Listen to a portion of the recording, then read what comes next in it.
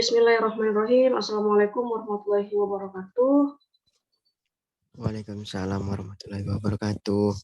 Oke, sambil nunggu temannya ya, kita lanjut saja, Dedek. Untuk geometri bidang datar. Nah, bidang itu kan ada dua ya kan. Ada bidang datar, ada bidang ruang ya, bangun. Bukan bidang namanya, bangun jadinya, bangun ruang. Kalau bidang bisa bidang datar, bidang bangun datar ya kan. Karena dia cuma dua dimensi. Ya kan, ada panjang dan lebar saja. Tapi kalau bangun ruang itu 3 dimensi dia, jadi 3 dimensi, panjang, lebar, dan tinggi, ya kan, kayak apa tuh, kubus, balok, gitu. Bola, kerucut, prisma, gitu. Kalau bidang datar ya, yang seperti kita ketahui, persegi, persegi panjang, ya kan, segitiga, bagi lingkaran, pokoknya yang 2 dimensi saja, ya. Tidak ada apa ya, kedalaman atau tinggi. Bedanya gini ya, Dedek, kalau bangun ruang, dia kalau diberikan cahaya dari satu sisi, itu bayangannya ada. Tapi kalau bidang datar, diberikan cahaya di atas, nggak bisa ya, di atas dia paling. Dia tidak memberikan bayangan. Itu bedanya. Banyak bedanya berarti. Ada dari segi dimensinya, ada dari pencahayaan. Kalau seni lukis, ya kan, seni rupa, bedanya kan di situ. Ada pencahayaan, ada bayangannya. Kalau dia bangun ruang. Kalau bidang datar tidak ada. Ya. Paling arsiran untuk cahaya gelap dan terang aja. Nah, geometri adalah pengukuran tentang bumi, geo ya. Geologi, geografi. Ya kan, geo itu bumi. Nah, metri pengukuran, metrik. Dan merupakan cabang matematika yang mempelajari hubungan dalam ruang. Ya, misalnya karena kan bidang datar kalau dihubungkan satu sama lain, dikumpulkan, ya, dikumpulkan, dia jadi bangun ruang. Kan gitu ya, Dede.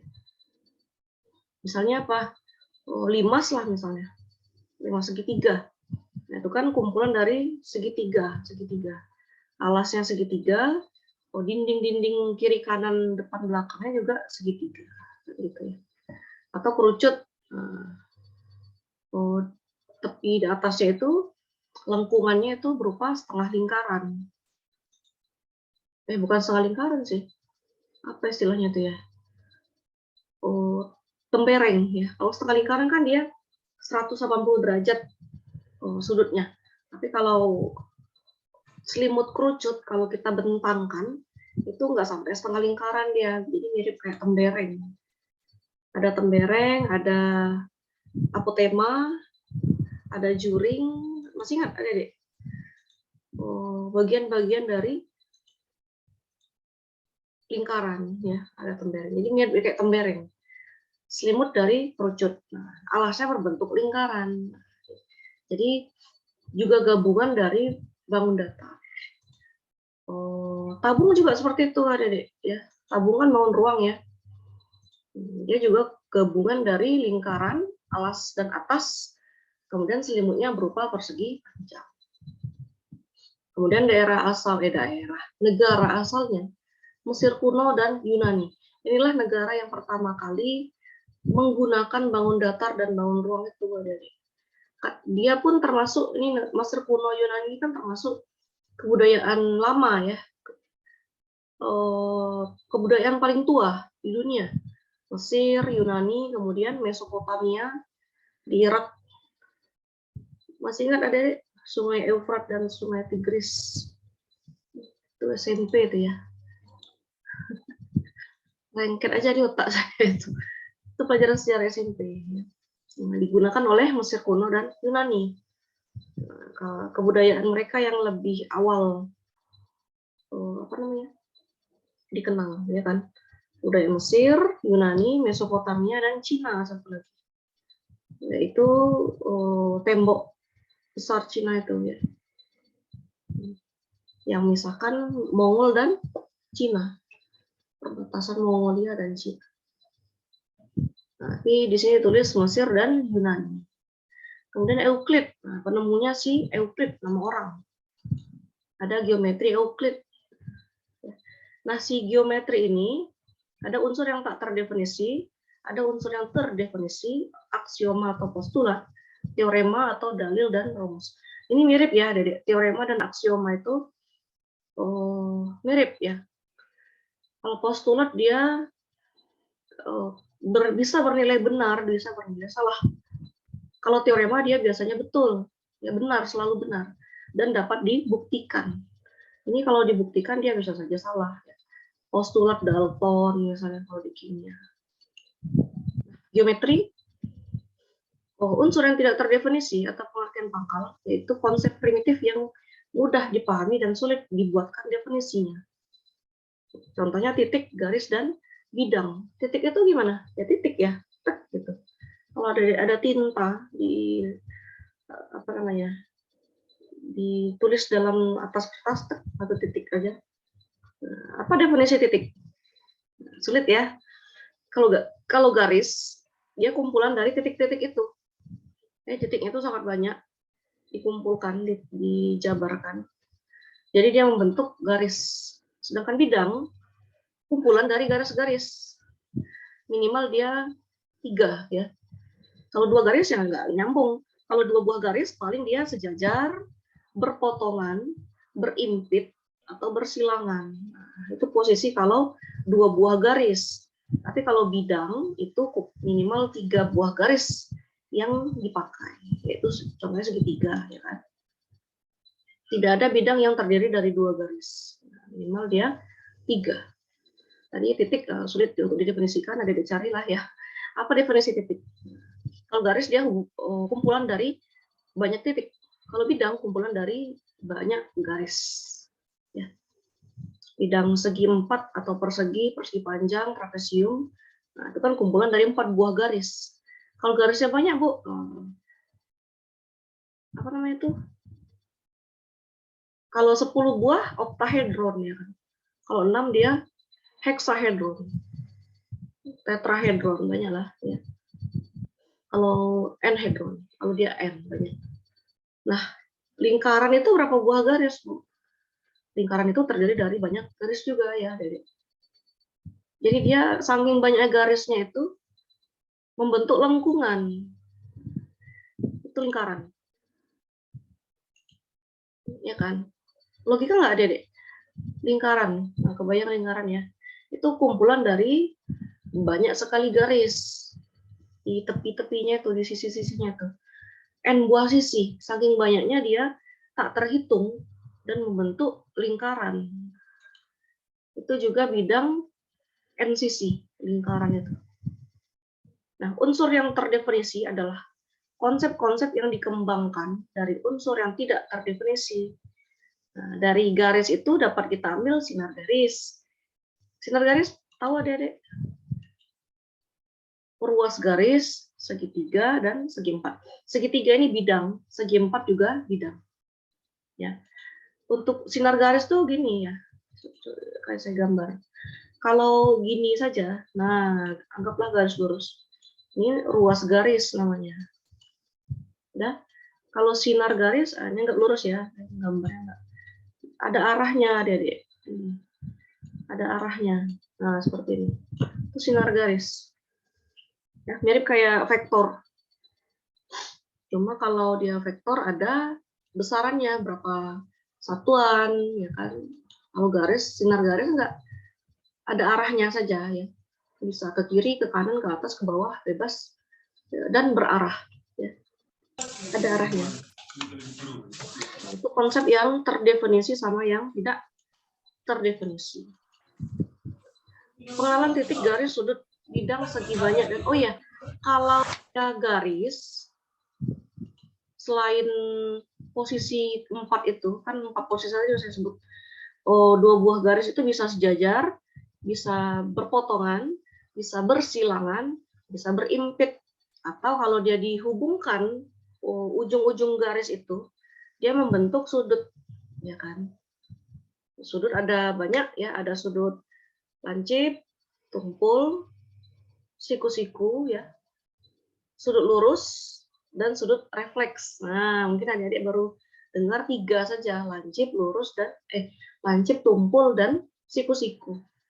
Nah, sebenarnya ada lagi ya, garis lurus dan garis sudut lurus dan sudut refleks. Nah, di SMP sebenarnya udah ada itu, adik-adik. Kalau dia kecil dari 90, namanya sudut lancip, ya kan? Ada yang sama dengan 90, siku-siku. Besar 90, sudut tumpul, sama dengan 180, sudut lurus.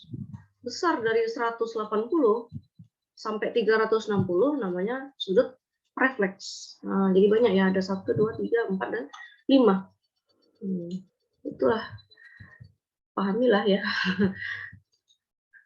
Nah, titik garis ruang bidang adalah gagasan dasar atau awal dari geometri yang tidak terdefinisi. Ya, jadi kan tidak terdefinisi ada 3, titik, garis, dan bidang, ya kan? Tapi dapat dipelajari berdasarkan sifatnya. Sebuah bidang dapat ditentukan oleh 3 buah titik yang tidak segaris. Ya, contohnya segitiga ya, itu yang paling sederhana. Karena tidak ada segi 2, minimal dia segitiga. Pengenalan titik, garis, sudut, bidang segi banyak, dan lingkaran. Sedangkan titik adalah konsep abstrak, karena tidak berwujud atau berbentuk, tidak memiliki panjang, lebar, maupun tinggi, digambarkan dengan noktah, dan diberi nama dengan huruf kata. Nah, ini ada ya. Definisi titik, nah, tadi nggak ada disebutkan. Ini definisi titik. Ini definisi garis. Garis adalah konsep abstrak yang bentuknya lurus, memanjang kedua arah, ya, kiri dan kanan atau atas dan ke bawah, ya, tidak terbatas dan tidak memiliki tebal. Tidak ada tinggi di situ, ya, maksudnya. Sedangkan bidang permukaan rata, meluas ke segala arah dengan tidak terbatas dan tidak memiliki tebal. Tebalnya di sini maksudnya tinggi ya, Dede. Kalau bidang kan dia nggak ada tingginya, ya. Panjang lebar saja karena dia 2 dimensi. Kalau dia mempunyai tebal atau tinggi, 3 dimensi jadinya. Nah, kemudian untuk ruang, unsur geometri yang memiliki panjang, lebar, dan tinggi atau tebal tadi ya, yang terus mengembang dan tidak terbatas. Nah, ini posisi 2 buah garis bisa sejajar, berpotongan, atau bersilangan. Satu lagi berimpit ya, ada kurang di sini. Berimpit itu dia berimpit. Kayak mana saya buat dia? Satu tempat dia, Dede. Misalnya gini, ini garis AB, nah, garis A. Di sini juga garis B, garis C, garis D. Nah, satu ini dia, satu posisi yang berimpit. Apa saya bilang? Ya berimpit lah bahasanya. Dengan posisi yang sama. Nah, di sini. Ini si C, di sini si D-nya juga. Dan berarah yang sama. Kedua garis disebut sejajar jika berada pada satu bidang dan tidak mempunyai titik sekutu. Tidak ada titik potongnya maksudnya. Contoh garis sejajar itu kayak rel kereta api. Nah, pernah lihat ya rel kereta api, dia kan nggak pernah berpotongan ya, adik. Kecuali relnya itu ada 2 buah rel yang paling arahnya berbeda. Kayak di Brian kan itu ada. Dari jalan pertempuran itu saya lihat ya. Kan dia tidak dua buah rel, tapi ada potongannya, ya. Bisa berbelok keretanya.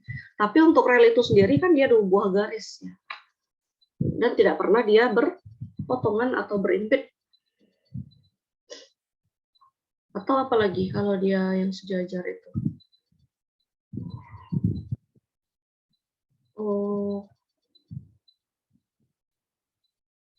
Garis-garis pada tulang daun kan ada itu ya. Ada dia pernah lihat daun kelapa, ya kan. Nah itu kan terus daun pisang misalnya, itu kan garis-garisnya ada yang kecil-kecil itu. Nah itu tidak pernah berpotongan atau berimpit, itu sejajar. Ya. Biasanya pada tanaman yang monokotil. ya kan, atau berakar serabut.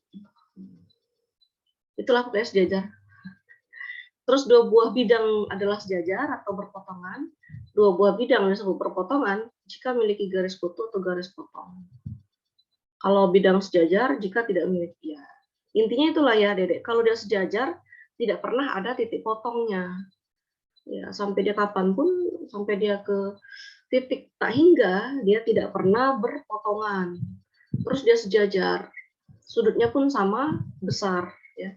Tapi kalau dia berpotongan, ada titik potongnya. Kalau minimal satu. Kalau berimpit, titik potongnya sepanjang garis tersebut, ya. Garis yang berimpit kan contohnya seperti ini. Berarti kan titik potongnya itu sepanjang garis tersebut. Nah, berbeda dengan garis yang saling berpotongan seperti ini. Ini garis A, contoh ini garis B. Nah, potongannya cuma di sini, satu titik. Nah, itu maksudnya. Tapi kalau garis yang saling berimpit, ya sepanjang garis itu, itulah titik potongnya. Jangan kalau dia sejajar ya kan seperti ini ya. Nah, sampai kapanpun dia tidak akan tidak akan pernah berpotongan, ya. Tidak ada titik sekutunya di situ.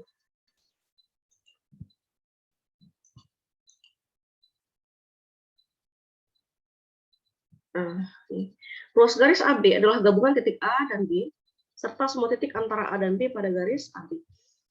Maksudnya, Dedek? Ini ada ruas garis AB. Nah, di sini A, di sini B. Ya, ruas garis AB. Atau boleh dibuat gambar seperti ini, tapi dibuat atasnya itu AB. Nah, ya, dibuat atasnya, nah seperti itu. Boleh. Nah, sinar garis AB gabungan titik A dan semua titik pada setengah garis yang memuat B pada garis AB. Sudut gabungan dua sinar yang titik pangkalnya bersekutu. Nah, sudut kan tahu ya, ini saya hapus dulu kebanyakan. Kan sudut gini ya. Nah, ya. Ini sinar garis A, di sini sinar garis B. Nah, sekutunya di mana, Bu? Di sini. Titik sekutu atau titik potong. Itulah titik sudutnya ya. Ini sudut A, di sini sudut B. Misal kalau di AB, kalau di ACD atau MM boleh saja.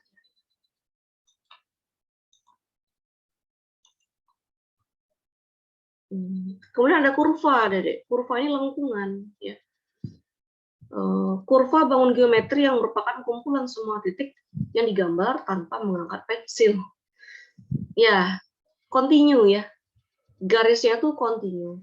Kalau kalau sudut atau bidang itu kan kita angkat pensil ya kan. Ini kan kemari, terus kemari. Nah, kan terasa dengan angkat pensil.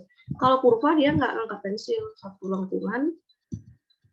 Nah, gitu misalnya, atau gini. Ya, atau kurva parabola, lingkaran, nah itu termasuk kurva, dan elips ya termasuk juga kurva. Nah, kurva ada yang tertutup, ada yang tidak tertutup. Kalau kurva parabola itu tidak tertutup. Kurva tertutup contohnya lingkaran atau elips, ya. Ya, lingkaran atau elips. Kalau kurva tidak tertutup, parabola dan hiperbola. Nah, kurva tertutup ada tertutup sederhana dan tertutup tidak sederhana.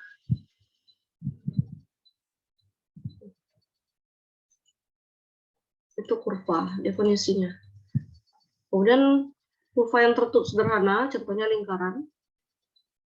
Kurva tertutup sederhana membagi kumpulan semua titik pada satu bidang menjadi 3 kumpulan titik terpisah, yaitu daerah dalam, terus daerah di luar kurva, dan daerah pada kurva. Jadi titik di dalam kurva yang warna coklat ini ya, yang di luar kurva warna hijau, yang pada kurva warna hitam. Nah, letak titiknya ada 3.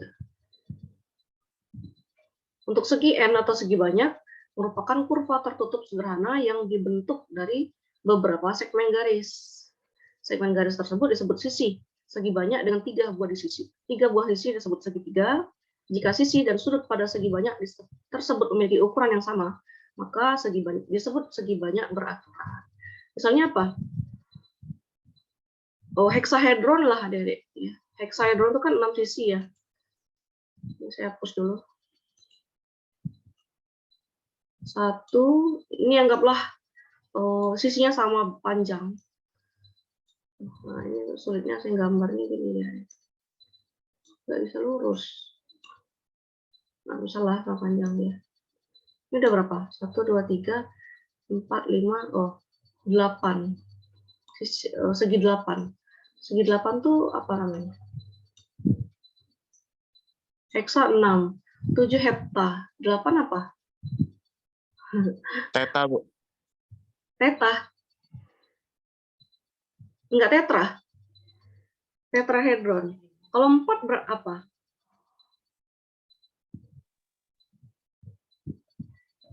Kalau 4? Nah, itulah pokoknya ya. Nah, ini segi 8. Segi 8 beraturan. Ya. Karena anggaplah sisinya ini sama ya. Nah, disebut segi banyak. Disebut segi banyak. Tadi si heksa juga gitu ya. Heksahedron. 1.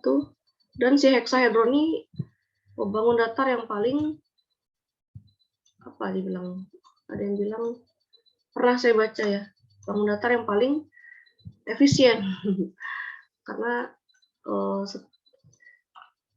kumpulan jumlah sudutnya ya kan? 1, 2, 3, 4, 5, 6. 360 bagi 6 itu kan 60 derajat ya kan Adik. Kalau digabung segitiga yang di dalamnya ini itu segitiga sama sisi. Karena sudutnya itu sama-sama 60. Nah, kalau ini 60, 60, 60, 60. Berarti kan dan ini bangun yang paling efisien. Karena kalau digabung dengan heksahedron lainnya, dia yang paling banyak memuat bangun tersebut dalam suatu bangun yang lebih besar. Ya. Ada pernah lihat sarang lebah? Nah, itu heksahedron ya, bentuknya 6 sisi dia. Tapi kalau dia 8, ada yang tidak nyambung nanti di tengah sini. Ini kan enggak, ini garis yang tengah ini kan susah nyambungnya. Tapi kalau dia heksa, nih, nah kemana-mana dia bisa ditempel ya, di sini digabung lagi dengan heksahedron yang lain, ya digabung dengan heksahedron yang lain, gitu. Jadi lebih efisien dia, tidak menghasilkan, tidak menimbulkan banyak tempat. Tapi kalau dari segi 8 kan banyak tempat yang dipakai, gitu, ya. Jadi bangun yang paling efisien, ya, menghemat tempat. Nah, tapi intinya nggak itu ya, intinya kalau seginya itu lebih dari 4, seginya itu lebih dari 3, itu disebut dan sisinya beraturan atau sama, disebut segi banyak beraturan. Intinya itu. Mau dia heksahedron, heptahedron, oktahedron, ya, dan sebagainya.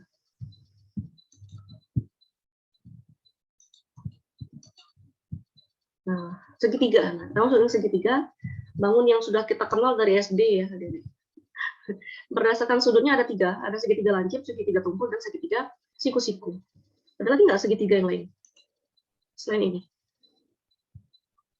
Ada satu lagi, nggak ditulis di sini, yaitu segitiga sembarang. Segitiga sembarang. Nggak ada ya, nggak ada. Segitiga sembarang tidak ada. Kenapa? Karena kalau digambar pun sebuah segitiga, itu sudutnya tuh 3 ini memenuhi ya, Dede. Kalaupun dibuat segitiga sembarang, itu berdasarkan ukuran sisinya, ya, bukan ukuran sudutnya. Kalau ukuran sudut cuma 3 ya, coba gambar segitiga, terserah mau kayak mana. Nah, inilah misalnya ya. Nah, ini segitiga siku misalnya, sikunya di sini. Atau segitiga tumpul. Nah, ada satu sudut yang tumpul di situ. Segitiga lancip ya, tiga-tiganya lancip. Nah, yang segitiga sembarang itu kalau dia berdasarkan ukuran sisi, bukan ukuran sudut. Nah, Paham ya, Dedek? Ada segitiga sebaran, saya pernah baca, tapi dia berdasarkan ukuran sisi, bukan ukuran sudut. Terus untuk segi 4 ada persegi, ukuran sisinya sama panjang, dan setiap sudutnya adalah siku-siku. Kemudian ada persegi panjang, dia segi 4, dan ukuran sudutnya juga siku-siku. Cuma kalau persegi panjang dia ada 2 ukuran, ya, panjang dan lebar. 2 buah panjang dan 2 buah lebar. Jajar genjang, belah ketupat, layang-layang, trapesium, nah, baca ya. Lingkaran, nah, ini. Ukuran jarak antara titik pusat dan setiap titik pada lingkaran disebut jari-jari lingkaran. Nah, ya. Titik pusat lingkaran ke semua tepinya itu, ke semua sisinya itu dinamakan jari-jari. Nah, pusat lingkaran dibuat O biasanya. Kemudian apa namanya? Enggak bulat, enggak. Nah, anggaplah lingkaran ya.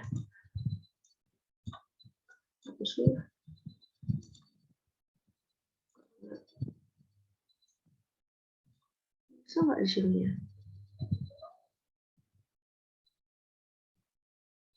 Nah, ini kan ada lingkarannya.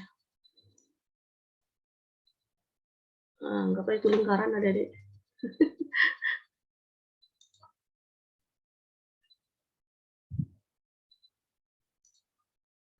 Nah, dari titik pusat ke tepi, nah ini dinamakan jari-jari. Kalau dari tepi ke tepi sebelahnya, apa istilahnya itu ya? 2 kali jari-jari, nah dinamakan dia meter. Pusatnya di O. Di O ya. Ini diameter. Nah, yang dinamakan tembereng itu yang ini ya. Saya tarik garis. Nah, garis yang ini tembereng, tapi kalau yang seperti ini, yang juring. Kalau dari pusat ditarik garis kemari, namanya apotema. Ya, di SMP udah ada itu. Untuk simetri lipat dia, nah Dedek bisa baca. Sudah, kita lihat tabelnya. Nih ya, untuk persegi ada 4 simetri lipat, ada simetri. Maksudnya gini ya Dedek, kalau udah dilipat, dia membentuk posisi yang sama atau bidang yang sama. Kalau simetri putar, dia bisa kembali ke bangun semula, ya kan?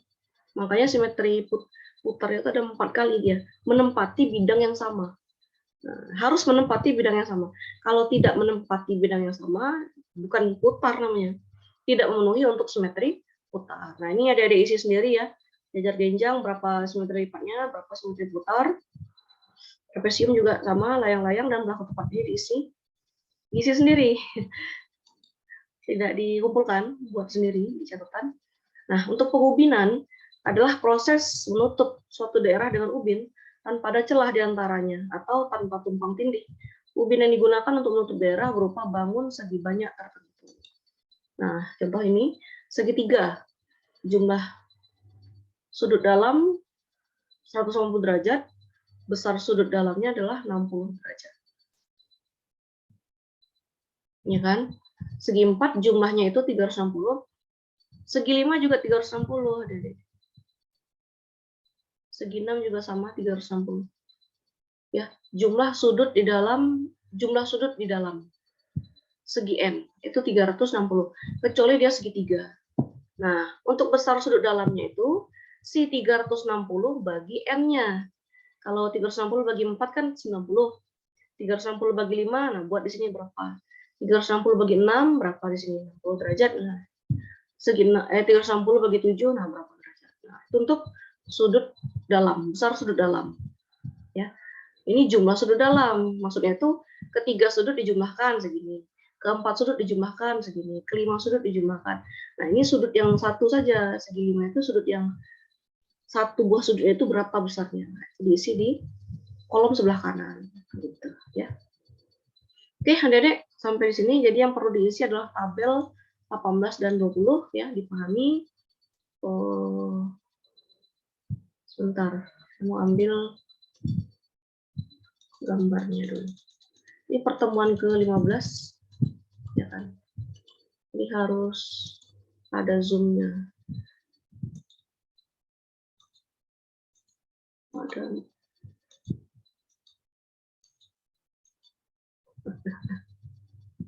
Oke, kita ambil dulu.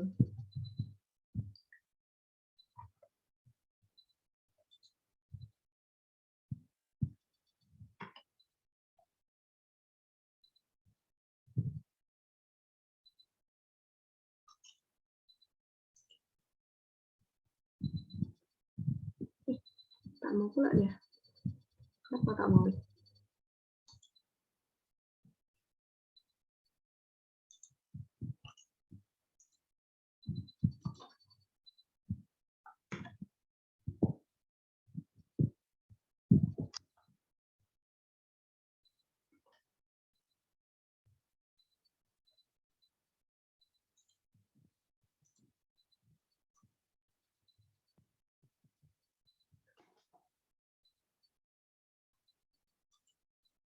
Menampilkan semua. Ini aplikasinya ini agak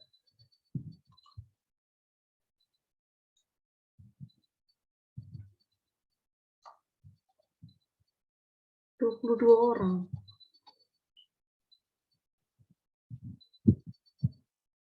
Saradina nggak ada ya? Oke, tak apa deh. Kita aku kirim dulu ke sini. Nggak bisa kok. Juli Iskandar sendiri. Juli Iskandar.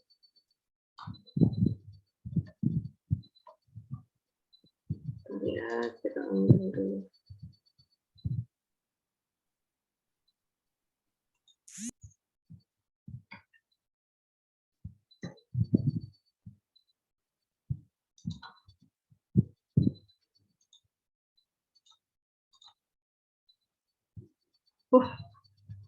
Baru kita udah mau selesai, Saradina. Baru gabung ya.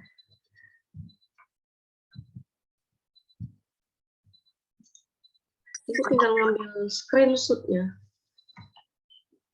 Kenapa nggak gabung dari tadi? Oke ya, yang baru gabung dilihat di e-learning saja atau di YouTube. Oke, untuk pertanyaan silakan di forum diskusi, modulnya sudah ada. Saya akhiri, Assalamualaikum warahmatullahi wabarakatuh. Waalaikumsalam warahmatullahi wabarakatuh. Terima kasih, Bu. Isinya